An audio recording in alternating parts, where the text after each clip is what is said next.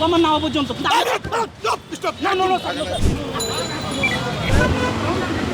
আপনি আমাকে ডাইভার্ট করতে পারেন না বা আমাকে কোনো ধরনের ব্লেম দিতে পারেন না, ছেড়ে দিন। আমি ভাইদের যে এই দাবি দেওয়া সেগুলো নিয়ে যখন আমাদের ভাই বোনের সব একসাথে হয়েছি তখন স্যার আমাদেরকে বললো যে আপনারা চলে যান। আমরা তাদেরকে সম্মান করে আমরা ব্যাগ দিকে আসতেছি, আসারও তো একটা সময় লাগে। স্যার আমাকে অনেকবার আমরা সেই জিনিসটা রাখছি, আস্তে আস্তে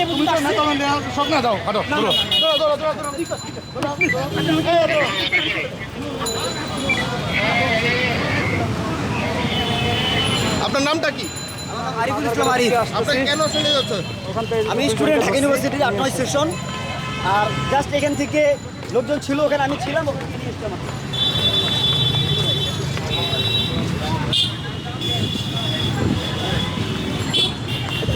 আপনারা সরাসরি দেখছেন একজনকে কিন্তু আসলে মিছিল থেকে তুলে নিয়ে যাওয়া হচ্ছে, আটক করা হয়েছে।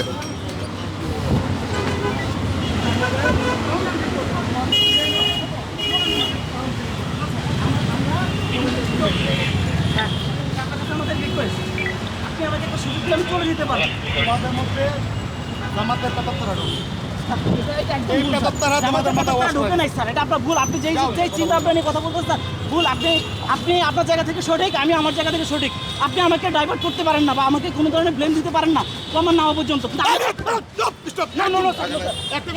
স্যার আমি আপনাকে রিকোয়েস্ট করেছি অনেক স্যার।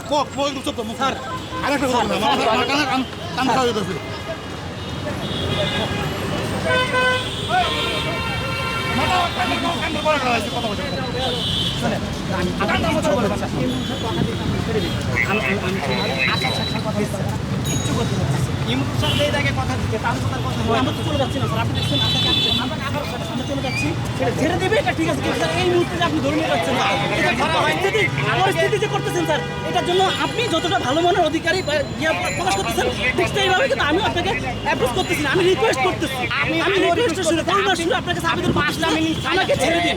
আমরা জাস্ট আমাদের ন্যায্য হিস্সা আপনাদেরকে জানানোর জন্য আসছি। আমরা কোনো ধরনের অগ্নিসংযোগ বা যেই ধরনের সন্ত্রাসী কর্মকাণ্ড ওগুলো করার জন্য আসি নাই। আপনি আমাকে দেখে যদি মনে হয় যে আমাদের দেখে যদি মনে হয় যে আমরা ওই ধরনের সন্ত্রাসী কর্মকাণ্ডের সাথে জড়িত করেন, তাহলে আপনি আমাদেরকে যা ইচ্ছে তা করেন। কিন্তু আমি তো আপনার ভাই, আপনি তো আমার ভাই। একজন ভাই হিসেবে একজন ভাইয়ের প্রতি কি দায়িত্ব পালন করেন যে আমি আপনাকে একটা সুযোগ দিচ্ছি, সেই সুযোগের ভিত্তিতে আপনি এ করতে পারেন। আমি আমার আর কিছু বলার নাই, আমি একজন স্টুডেন্ট হিসেবে ব্যর্থ যে আমি আপনাকে বুঝাইতে পারি নাই। এটাই এটা ব্যর্থ আমি। আমি অনেক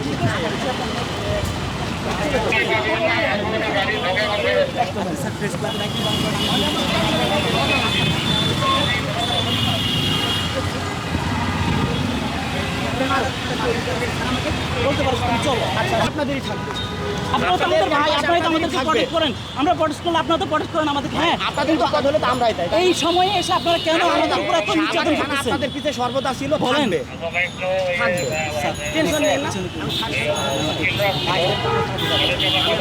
ব্যবস্থা করতে আপনি কিছু বলেন। শুনেন, তারা মারা গেছে, তারা তো ফিরে আসবে না। ওদের প্রতি এখন মিছিল বিক্ষোভ করলে আরও ক্ষতি।